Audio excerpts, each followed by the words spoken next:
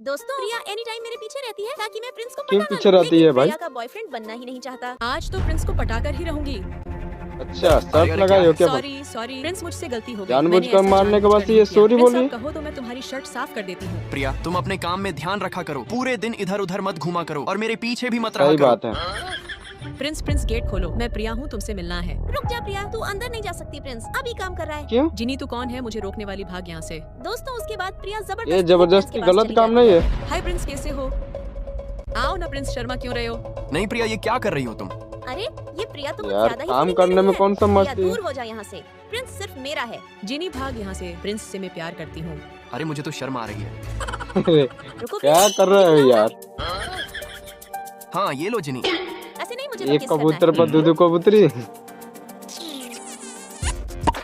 जिनी ये अब क्या कर हकीम रही हो है? गया। प्रिंस मेरा बॉयफ्रेंड जाओ। है, मैं जो भी करूँ तुम्हें क्या बाय मतलब है? बाय।